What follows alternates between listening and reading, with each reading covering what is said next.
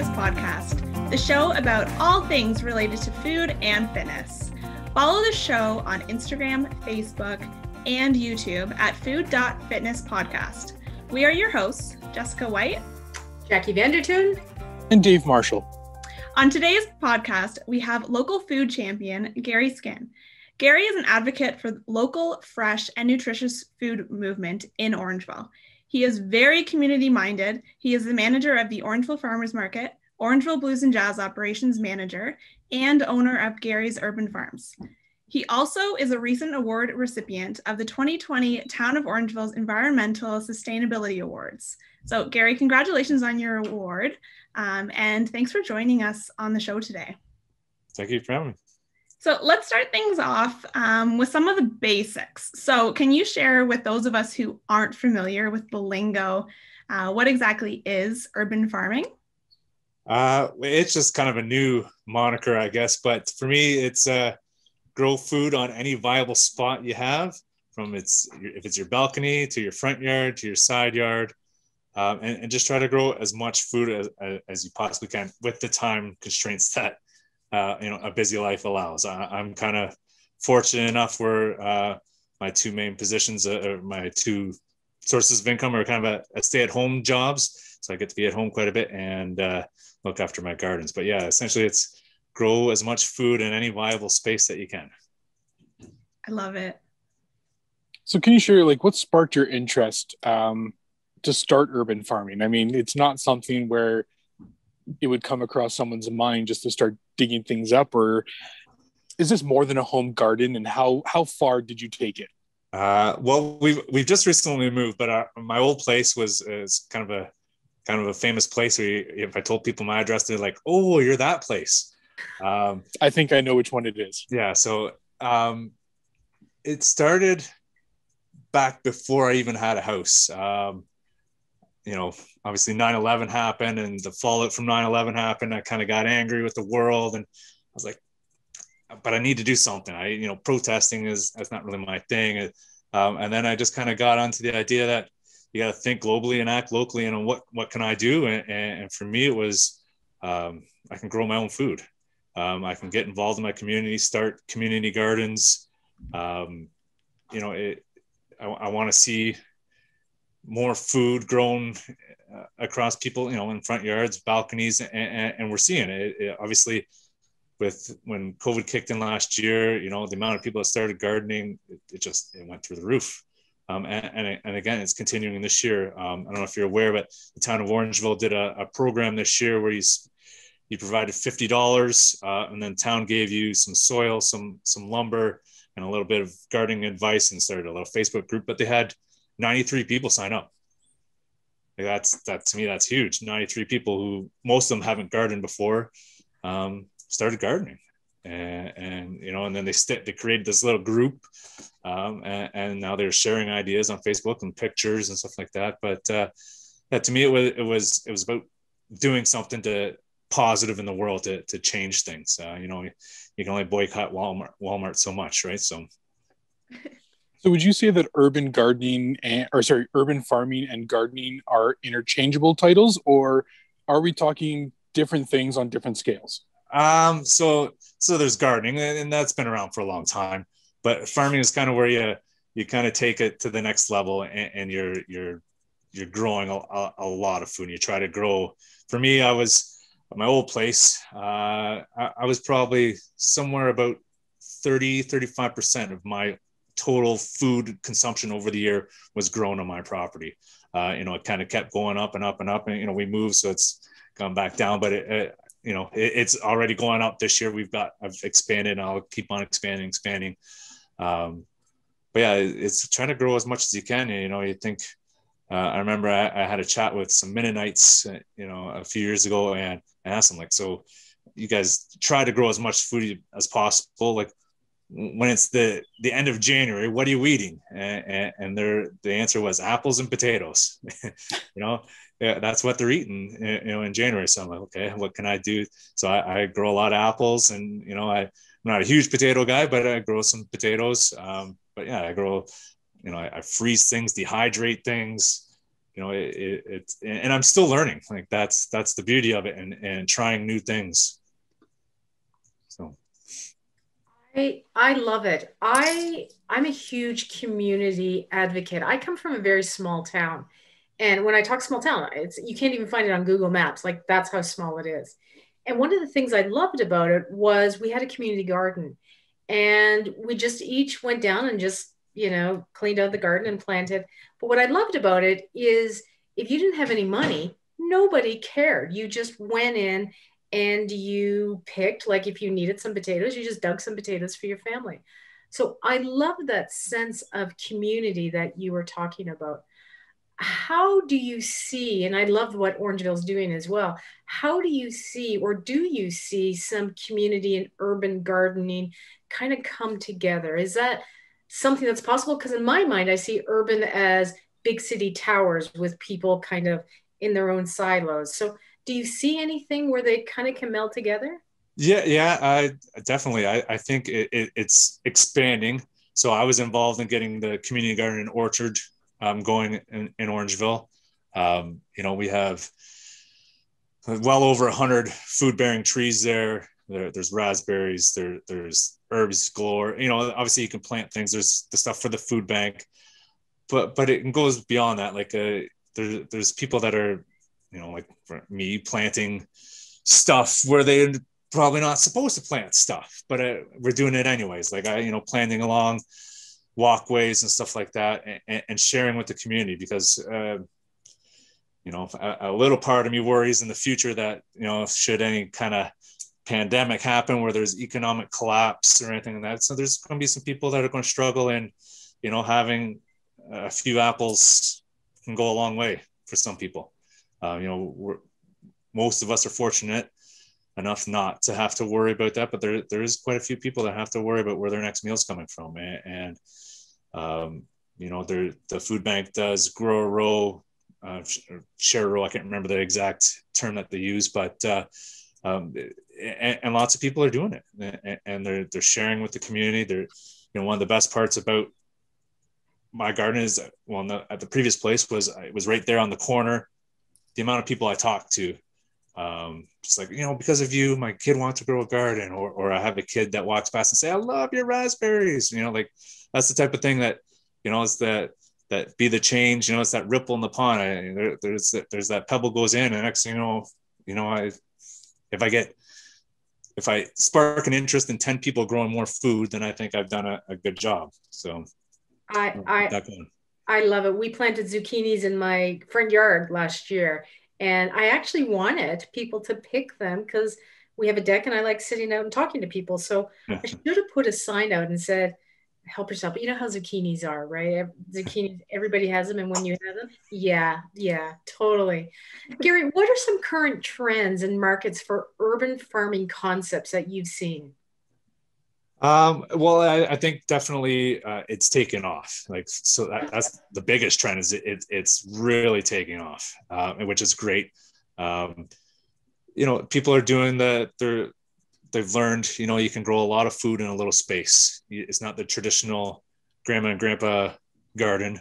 There's the square foot gardening. There's another term, spin farming.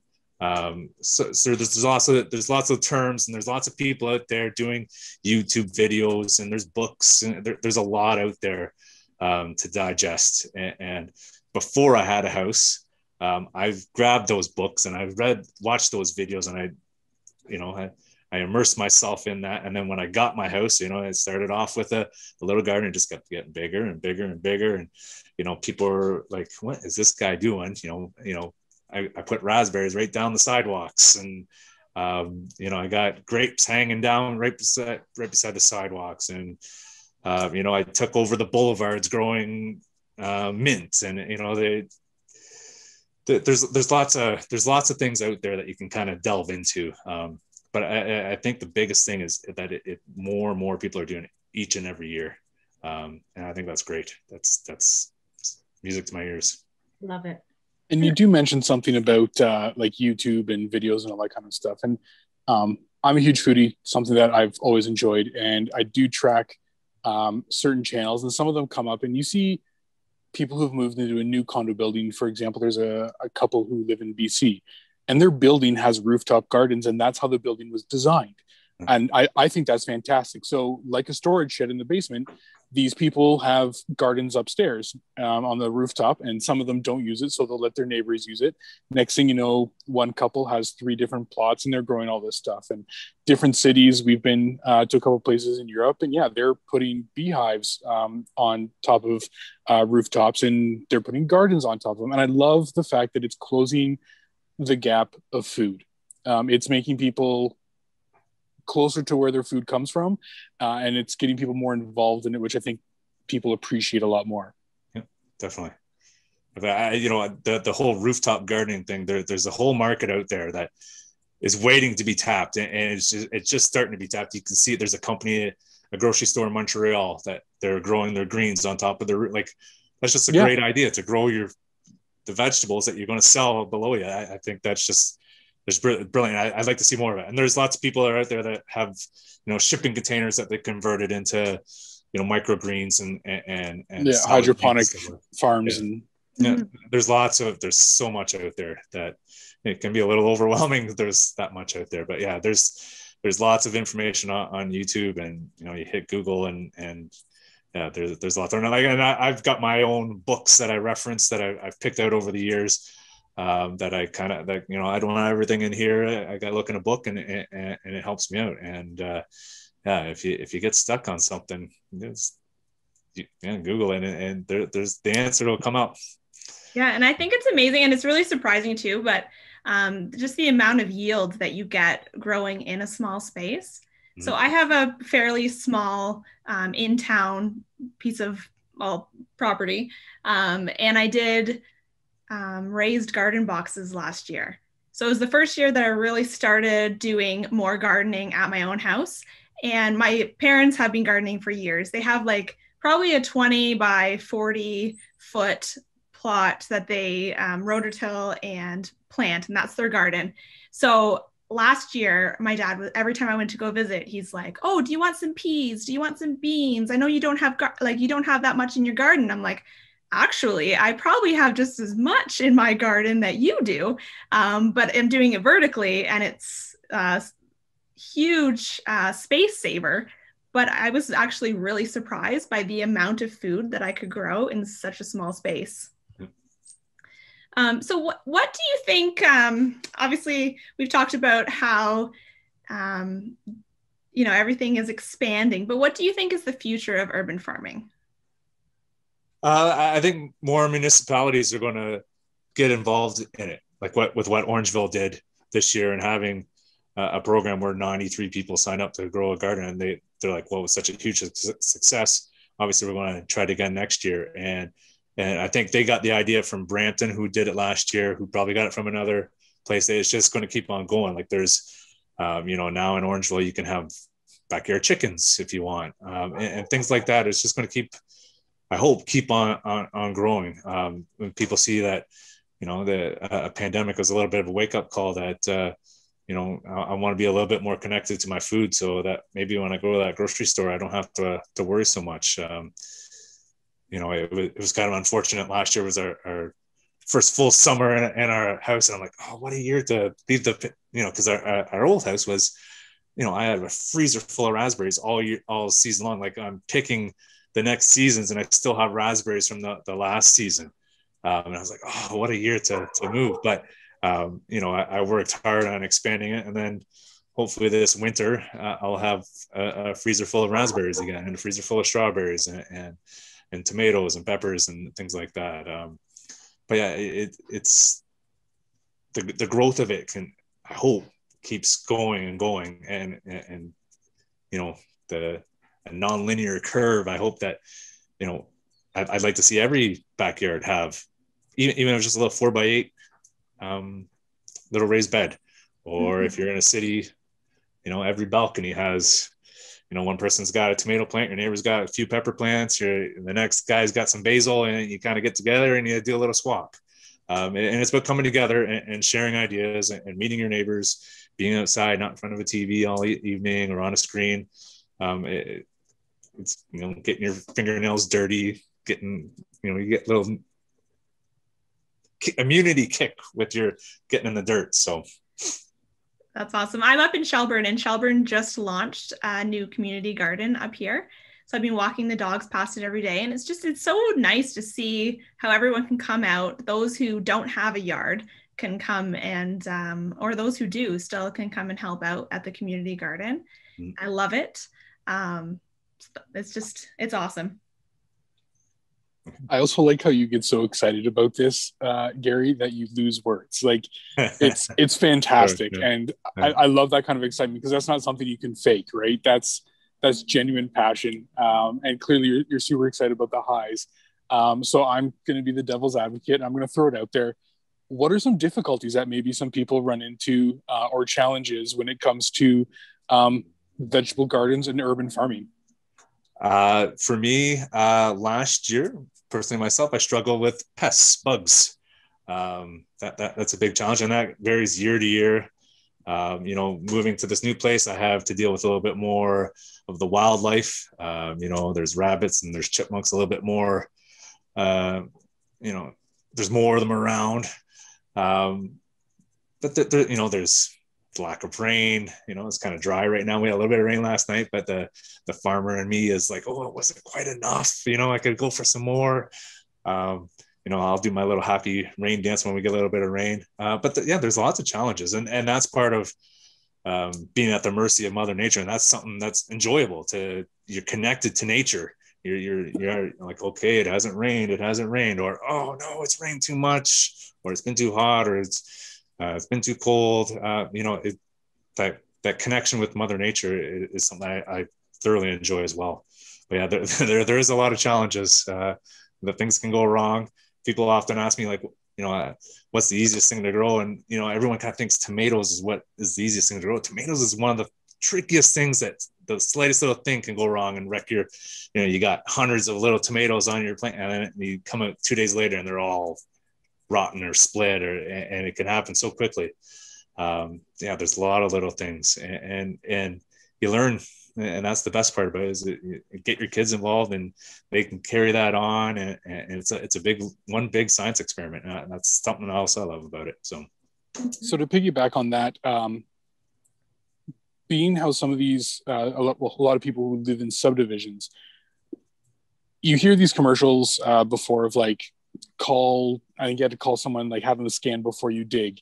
These are real problems that people have to look at before they start just digging gardens in their yard, and especially their front yard. Am I correct? It depends what you're doing, but like if you're getting some fences involved and stuff like that, you definitely gotta call before you dig. But you know, generally speaking, as long as you're not going 3 feet down, you're pretty good to go. You know, if you're tilling your backyard, you shouldn't have any worries there. And even your front yard, as long as you know where the little main spout is and stuff like that, generally speaking, you should be all right. But yeah, it's when you start getting into putting up a fence and stuff like that is when you gotta worry about that. So just an FYI, I did dig, and my neighbor came out and they lost cable. Oh. So the cable was a little bit shallow. Okay. Yeah. So someone didn't do their job right then. Sure, I'll blame somebody else, but yes, I knew when I hit the cable. Gary, I find sometimes, and you mentioned a word that frightens people, and that's science. And I love science personally, but I know that there's people out there like, oh my gosh, chemistry, like soil biology. What advice can you give people who have a fear of gardening? How do I start? That's a tough question. I often get like, you know, what do I do to my soil to make it grow good? Well, most people have pretty good soil to begin with. Generally speaking, in a suburban area, a decent amount of topsoil is brought in. You know, someone's might have sprayed it with some chemicals to treat the grass or whatever like that. But you take off that grass, generally speaking, you got usually a good 12 inches of good topsoil, and a little bit of compost goes a long way. And then from that, it's not really like, I don't really get into the ins and outs of the nitrogen and all that. You provide it with a good base and go from there. Obviously there's a little bit of acidity issues and stuff like that, but that's part of the learning. Okay, something what didn't grow there, let's try something in the new there again next year, something a little different. Let's add a little bit of compost to it and let's see what happens. In my new place, I took down 2 very big spruce trees, and last year there was obviously some problem areas where the soil wasn't as good, and I can still see that this year the soil is still not all that great in those spots. But I'm going to next year I'll add even more compost to that spot, and I'll check the acidity level. I got a little acidity checker, and I'll keep trying to get it right. But that's part of the fun of it. Like, oh, that didn't work. Okay, well, let's try again next year. You don't have to get it perfect the first year. You don't have to get it perfect on year 10. You're trying and you're having fun and you're learning, and mistakes happen. And when mistakes happen, that's when you learn the most. So can I ask you, and I know you're going to hate me asking this question, if you were to say plant one thing that's going to be easy to grow, what would you say it would be? Beans. What are your thoughts? Beans. Okay. Specifically bush beans.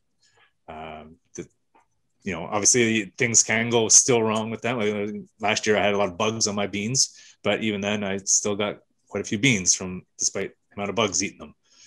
But to me, beans are the best thing about beans is they're actually help fix your soil. So they actually have on the roots, they get these little nitrogen little balls that actually help fix your soil nitrogen levels, which is the thing that ultimately you want in your soil to make your plants grow good.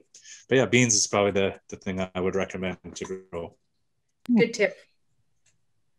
Yeah, that's so interesting because when I started my garden last year, my beans, and I had yellow beans. What are bush beans? Bush beans are just so you're not growing up a trellis. So okay. Beans are, they grow whatever 18, 20 inches high type of thing. And that's exactly how I grew the yellow beans last year. And I had them for weeks and they were huge, but not like overripe huge. And they grew amazing. Along with my peas. I think that those were the top 2 things that really took off last year. And they haven't even sprouted yet this year. So we'll see. It's always fun with that. So you are also the Orangeville Farmers Market manager. So can you share a little bit about your passion in shopping local and what led you down the road to become the market manager? It's local. It's getting to know the person who's growing your food, who's raising the cows, who's raising the pig. Is that connection with your food? And then the opportunity was presented to me to do it. And I was like, oh man, I have to give up my Saturdays. Like I haven't worked a Saturday in however many years, right? And it's an early Saturday. Yeah, I'm an early bird. The hours don't really bother me, but it's the Saturday, and I was like, oh, I don't know if I can give that up. I don't know. And then, I'm at such a point with my jobs that actually, if I work a Saturday, it's not that big of a deal because I'm going to have the rest of the week to do other things. So yeah, I took the job on, and it's great to chat with the farmers I go around, I try to talk to every vendor every week. It's great to talk to the people in the community, come out, say hello, have a great day. It's that connection with your food, it's a connection with your community. And you get to, for the most part, Saturdays, throughout the summer tend to be pretty nice. It's the odd one that's not very nice, but you get to be outside and I probably spent a little bit more of my money than I should down there on the little baked treats and stuff like that. But I thoroughly enjoy it. It's very enjoyable just getting the little advice from farmers. Like there's the garlic guy who's been growing garlic for I don't know how many years, who was part of like the Garlic Farmers Association. So I'm like, if you got a little question about garlic, he's your man. And getting to know, like when you're talking to the guys who sell the beef and knowing like, okay, they don't give them antibiotics. They don't it's grass fed, and I tell you, like the summer sausage from the organic grass fed beef is, I don't know if I've ever had anything that tasted so good. And it's just some dried meat with some salt, and it's delicious. Yeah. Sounds like the perfect job. I would love that. It's great. Yeah. Yeah. Let me know if you're resigning. So obviously you're involved with the Orangeville Farmers Market, but if someone's listening here, they live outside the area. What's the reason that they should look at their farmers market or make the trip to Orangeville when able to? Why the market? Why go to the market over top of your traditional sources of food? I won't say the S word. We'll just say traditional sources of food. Yeah.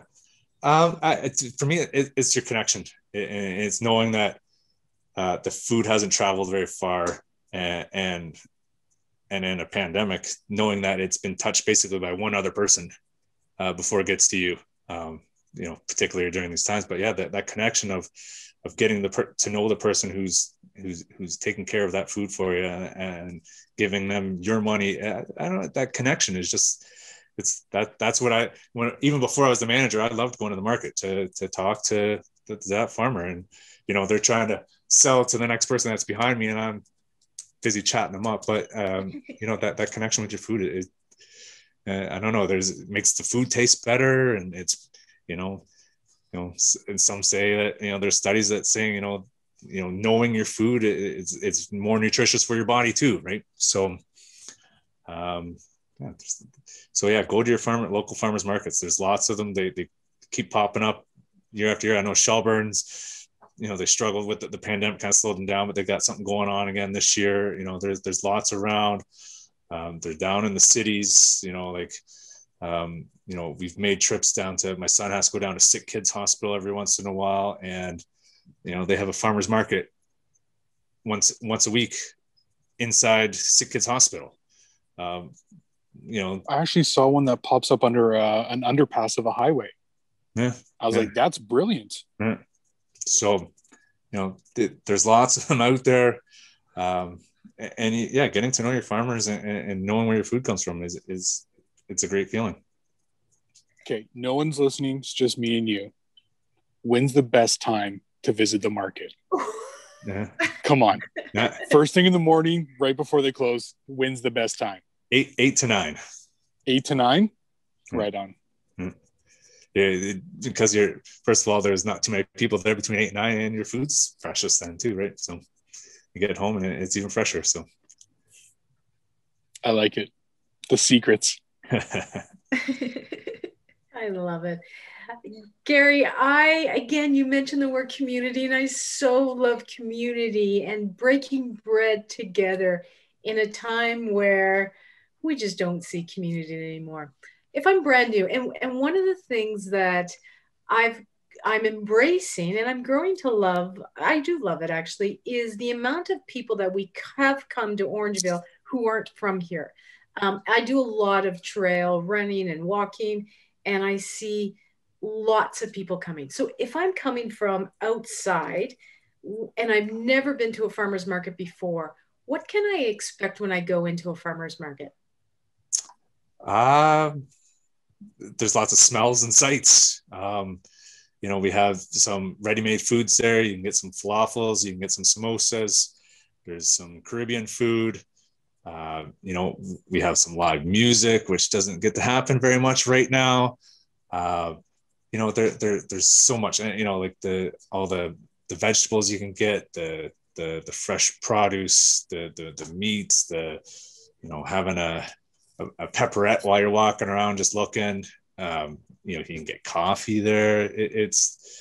There's a lot to enjoy, and it's just for most people, it's about a 10-minute stroll through the market, and you get to see so much and hear so much and say hi to people, and it's that little 10 minutes, most people are smiling throughout that whole trip.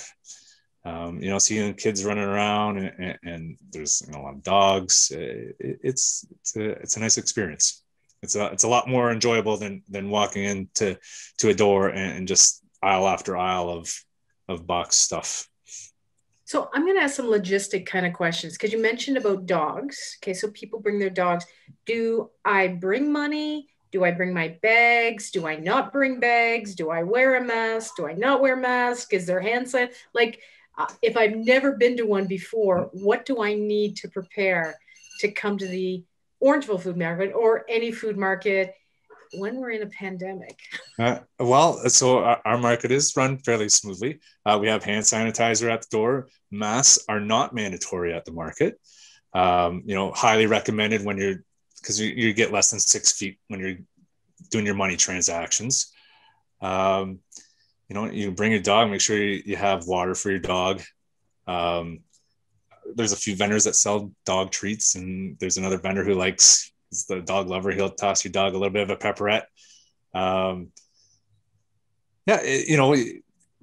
We have a lineup because we have to have a capacity, but it goes quickly. What else did you ask me there? Yeah, we have hand sanitizer available. Money? Most vendors, so money, yeah. Most people take the little tap. There's a few that don't, but most do now. So I would recommend bringing a little bit of money because there's a few vendors that don't do it.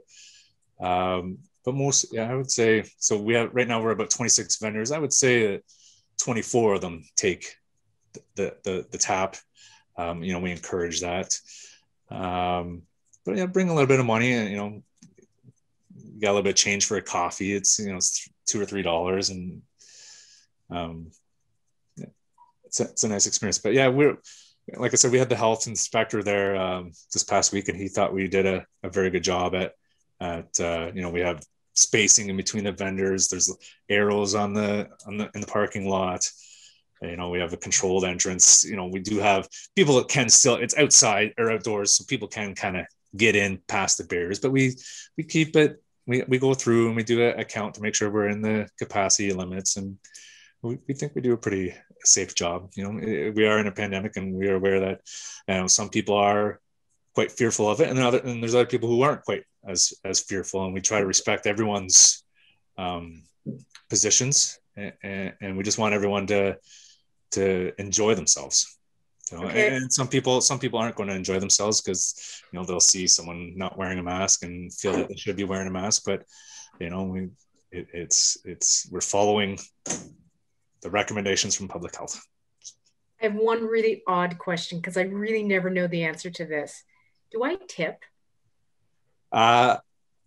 You can if you want. I don't think it's a very common practice. Sometimes people will leave a little bit of the extra change, like if they're expecting 50 cents back, they might say don't worry about it or whatever. But I'd say most people don't tip. Okay, haggling. I hate to be in socially awkward situations, so thank you. Yeah, no, haggling. Yeah, haggling's by all means you can try to haggle. Okay. Most people, they see the price and they go for it, but sometimes you're like, well, if I'm buying this and this and this, and they add it up and whatever they say, it's whatever $21. Will you take 20? Right? They might go for it, they might not. But by all means, that you can try, because ultimately they want to make a sale and they want to go home with less than what they came with. So by all means, go for it. I will say one nice thing about where we live. We're just down the street from where the market is now. And like Jackie, my wife and I, we like to go hiking. So last year we actually ended up coming in, grabbing some falafel. They were wrapped, threw them in the bags, went on the trail. And I think three groups passed us when we were eating lunch. Every single one of them was jealous. Like, where did you get that from? Like, where do you get falafel from? We're like, oh, the Orangeville Farmers Market. You didn't know? Totally check it out next time. It was a great little way to just pack some lunch and some snacks to get on the way. Yeah, they're a busy little place. They have a food truck now. So now they're set up at the market with a food truck. So they're a busy little place, the Rasmi's Falafel there during the market. So. Mm-hmm. That's awesome. And what about grocery bags? Bring your own. Very recommended to bring your own. All of them will have bags, but by all means, the environmentalist in me, bring your own. Yeah, for sure. And one thing I don't think we really touched on, I know right now, everything is essential only, the vendors. But one thing that I love about going to the farmer's market is finding those unique artesian, one of a kind items like I think is it Live Creations or Live Live Creations? Creations, yeah, yeah. That is my son's favorite store. He loves going and she makes little Lego soap. So it looks like Lego. And then inside there's a little Lego piece. And it has helped him wash his hands through this pandemic so much because he always wants to get down to the new character. So highly recommend her. And there's other amazing artesian type vendors who will be coming soon. And I'm super excited for that. So kind of shifting gears a little bit, I know that you were the first custodian of the Orangeville Community Garden, and you played a huge part in expanding the garden to include the food bank garden. So can you tell us a little bit more about this project? Well, we partnered with the food bank. We saw that there was a need. We had met with the food bank because we had the apple trees and stuff like that, and we kind of sat down. We approached some of the other, I think it was the Lions Club, about paying for the fence, and we just got together and we said, let's grow as much food as we can to provide to the food bank, and it's kind of taken off. They now have an employee that usually works the garden now for them, like it's usually a university summer student that's paid for through a grant through the food bank, and eventually, when the apple trees and the pear trees and all that get a little bit bigger, we'll be taking that stuff down to them as well. Any that doesn't end up in my hands or other people's hands. But yeah, the food bank, Heather's done an amazing job at the food bank since arriving, and how she's expanded it. Now it's got this huge, beautiful building. They got walk-in freezers. Like, it's not, when you think of a food bank in the past, you think of cans and pasta, and that's kind of, and some cereal and maybe whatever, toilet paper. Now you can get milk and cheese and fresh produce, and it is like a grocery. It's like a grocery store before grocery stores, because before there was the grocery store that we know at the supermarket, you used to walk up to your grocer and you'd say, oh, I need some meat and some cheese and some milk, and they'd go to the back and get it and bring it out to you. It's changed a little bit from that. Like, that's how they used to, but now it's very much like a market or a supermarket, and yeah, you can get, it's not just your pasta and your canned foods now, so, which is great. There's a lot to a food bank, and not just providing food, but providing education about food as well. How to prepare foods. It goes a long way about with helping people who may be struggling financially, and it can help them be healthier and give them more confidence if they're able to, like, I've always seen that at the grocery store, but I have no idea what to do with it. But now they've gone into the food bank, and the food bank's willing to help them. They've done cooking classes and stuff like that. So it's about providing knowledge and stuff like that too. Awesome. It was great. I was actually I was talking with someone recently, and they don't live here, but I was talking about the food bank and how they have fresh products. Like, you can't do that at a food bank. I was like, well, yeah, like, if you know who your customers are, who your suppliers are, the turnaround time, like, perishable food is available to all people in our community, and that makes me so happy. The fact that you don't have to eat, people are not forced to eat out of containers all the time. The nutrient value goes up, and I think the education that Heather has put behind that is, it's not a food bank anymore. It's a community, like, gem, and I'm so happy that it's in our community. I'm so happy that the people who are involved in it are super involved in it, and those who want to get involved in it, goes to my next question. If you want to plant a row, give a row, what would be some great things for people to plant in their gardens that would turn around to be beneficial to the food bank? Like what has Heather asked you for, or what do you find works best for them? Beans, carrots. What else has she asked for? Like peppers, not zucchini. They get a lot of zucchini. What else do we? Beans was a big one. Peas. I don't know. We kind of go over that. So are we kind of talking like shelf stable products as well as freezable produce? Yeah, but okay.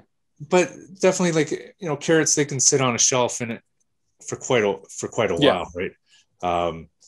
You know, and you don't want to show up with some weird looking squash, because that puts up a little barrier for people. They like, oh, I don't know what that is. But if they see a cucumber, if they see a carrot, they're like, okay, I can kind of get that, right? So they can kind of wrap their head around that. But yeah, definitely, I know carrots were a big one. Greens, so like spinaches, head lettuces. I know that goes a long way as well. So familiar foods is a definitely really good way to go. Yeah, not the exotic stuff like that, but definitely beans, carrots, even potatoes. I know they've gotten in the past. I don't know where they are this year, but they've had some potato farmers that have been willing to give fairly substantial donations. I don't know where they are this year with that, but you know, that's another thing, is the community involvement in the food bank. You know, from the volunteers right through to the people who, there's farmers that are donating, you know, pounds of spinach every week. You know, it's great. You know, she's snagged a lot of people into helping out, and she's done a phenomenal job. We're lucky to have Heather in our community helping out the way she's helped out. Gary, I just really want to thank you for joining us on the Food and Fitness podcast. But before we close off, can you share with our listeners where they can find you, what you're up to, and are there any closing words that you want to share with us? Any words of wisdom, like don't grow zucchini and give it to the food bank? It grows everywhere. So Facebook, Gary's Urban Farms. But my biggest thing is get out there and get your fingernails dirty. Have fun. Get your kids involved if you have kids. Talk to your neighbors. You know, share with your neighbors. You have extra. You know, if you grow a bunch of zucchini, you know, knock on your neighbor's door and leave some zucchini for them. Yeah, get out there and talk to people, and the community out there. People love fresh food, and they love talking about food. You know, next to the weather in Canada, people love talking about food. So get out there and get your fingernails dirty. Yeah, enjoy yourself. Awesome. Well, thank you so much, Gary. Thank you. Yes, thank you.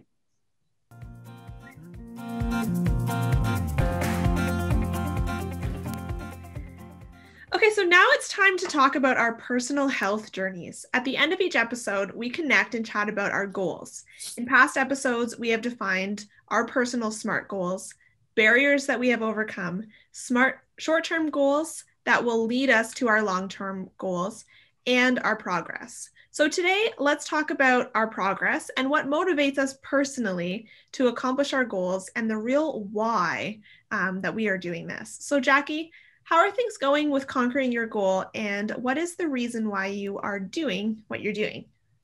So I said I'm injury prone, and I'm listening to my body more so, and I kind of got injured a little bit, so I haven't run in a week and a half. Normally this would really bother me, but I'm dealing with it, and I saw a therapist, and I'm moving beyond that. So that's good for me. But what I think you're talking about, Jess, you're asking a little bit about motivation, and you know, what is our motivation to do what we're doing? So I'm really interested in motivation and why we do the things and why we fall off the wagon. And oftentimes, and we've grown up with this sense of extrinsic motivation, meaning we get external rewards. You know, and the research says they might be good for the first time to get us to do something, but afterwards you have to keep upping the ante. And we tend to fall off when we do things for someone else. So when it comes to school, we think that students only want marks, and therefore the mark motivates us to study and work hard. However, when we're extrinsically motivated to get a mark, we actually don't learn as much. We don't do as well. So if students studied for marks and they actually did poorer, when they were doing them for marks, they actually did poor. But when they studied for themselves with intrinsic motivation, they did better. So the real reason behind why I'm doing a 50K is to prove to myself. And I've been thinking about this a lot lately and how to put it into words. And the first time doing the 50K, it was very daunting. It was this big number that I thought it's beyond my reach. And then I did it. And as soon as I was done, I wanted to do it again because it wasn't beyond my reach. So the reason why I'm doing it is kind of solidify the nothing is out of my reach, and I can do it. And I did do it before. In races, you often get medals and swags. I don't care about that anymore. It's the sense of accomplishment and the sense of every time I do an extra kilometer, it's that continual message to me saying, you can do it. And I'm my own little cheering crowd. So intrinsically, I'm doing this to reinforce kind of what I learned last year. So I don't know if that really makes sense, but Dave, maybe you can share us kind of the reason your why behind why you're doing what you're doing. So we actually, I found this goal in a magazine, digital app from the library.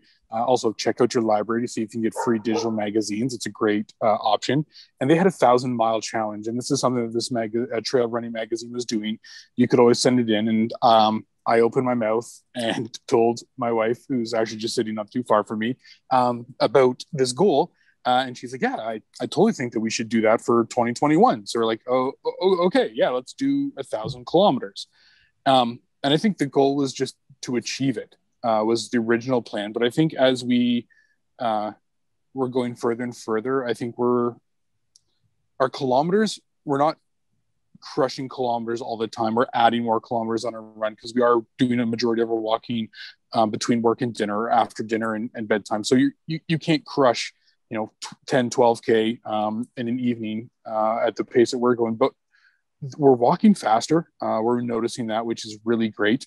I'm noticing that my blood sugar is affected positively in our walk. So sometimes I won't even take insulin for our evening meal, and we'll just go for a walk and it'll be fantastic. And I love that. We conquered some trails this year that we weren't able to complete last year I had a knee injury last year, and it was a wicked one. It's on All Trails is deemed as a hard, and it's actually not a huge distance, but we finished it. And I didn't take that many kind of breathing breaks, which was nice. And I think there's not the goal is to crush 1,000 kilometers at the end of by the end of the year. But I think as we go, I'm seeing a lot more results, and that's keeping me motivated. It's the little things that are pushing me for the end result. And I think that's nice. And I think my wife would agree as well. She's not reacting, so I don't really know. Oh, she's nodding her head now. She's okay with it. That's awesome. I think for me, when it comes to my SMART goal, so originally my goal was to really figure out what was triggering some of the issues that I was having with my digestive system. So initially it was reflux, and then I'm not doing everything by myself. I think it's really important to recognize when you do need to see a professional. So I've been working with kind of a mini team. I have my family doctor, a naturopath, and a dietitian. So together we've really tried to figure out what is causing me these issues. So for me, my goal to figure out those trigger foods was for me, but it was for me in an overall health kind of ideal situation. So for sure, I could take pills and that would kind of mask or put a Band-Aid on the symptoms. But I really wanted to get down to the root cause and figure out what is causing these issues. And I'm really happy to say that over the last couple of months since we started this podcast, I've really stuck to writing my goals down in that journal, finding some recipes, and with the help of the health professionals, have really started to see a huge improvement in my symptoms. I still have some symptoms, but they're definitely not as severe as they were before, and they're more manageable. I can figure out what is causing me the issues, and try to avoid those things. So I definitely am going to continue with doing what I'm doing, but I think it's safe to say at this point that I have achieved that original goal. So I've really been thinking, okay, so what's my next step? And in recent chats with, my health team, one thing that has kept popping up is stress. And I don't think with this pandemic, there is a single person who hasn't had their stress affected. For me personally, so I am a mom to a 5-year-old. He'll actually be turning 6 this weekend. But he's in senior kindergarten, and senior kindergartens were not meant to be online learning. They were meant to learn from playing and being in school. So just balancing for me the at-home work and the online learning and the million other things that as a mom I have to take care of in a day. I think my exercise and my personal downtime has just gone to the wayside. I have friends who look at everything I'm doing, and one actually just commented the other day, they're like, I have no idea how you do it all. And I'm like, no, I don't do it all. Stuff gets put on the back burner, and I don't focus on me. So really thinking about what my next SMART goal is going to be comes down to that stress. So one of the symptoms that I'm having with acid reflux and IBS, a lot of the health professionals do think that it might not be food related, it might be stress related. So I really want to get my stress level under control and really focus on myself. So going into the month of June, my new goal is to reduce stress and give myself more downtime, which is easier said than done, because you really have to prioritize and put yourself first, which is something that I do not do.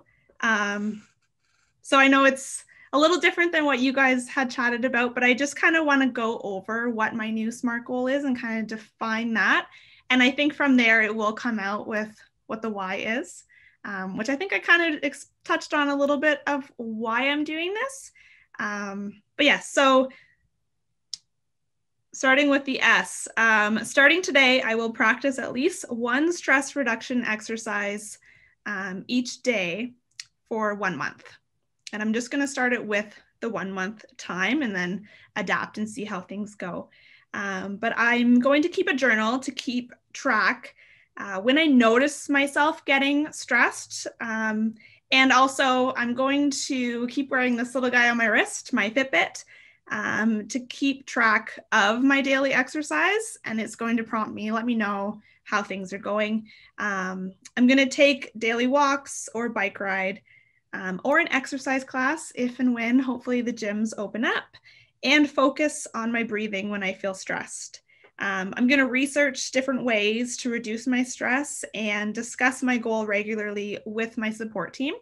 And I have to say, just being a part of this podcast the last 3 months, you guys are really huge in my support team. So we will definitely be chatting about that.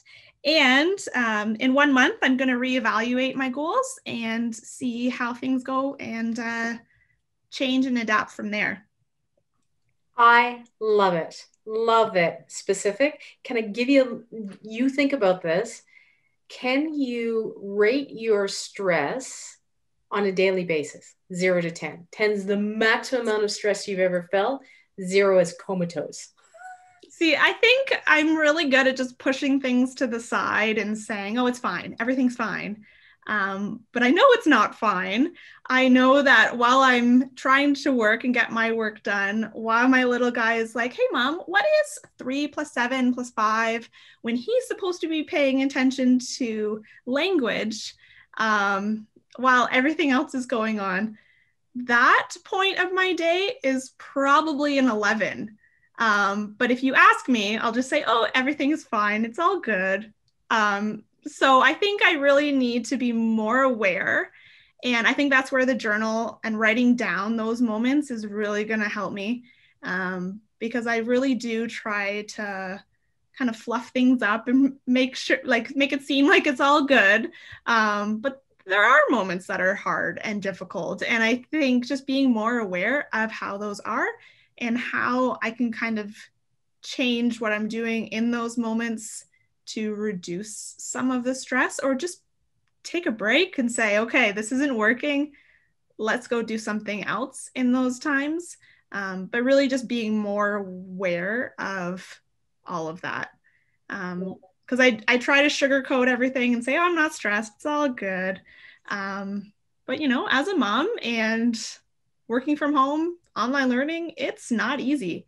So we will take it day by day and moment by moment, and hopefully writing down in the journal will make me more aware of those moments, and I can find ways to change the stress levels in those times. I am excited to hear how it goes, and I'm excited to see what techniques, or hear what techniques you use, what works and what doesn't.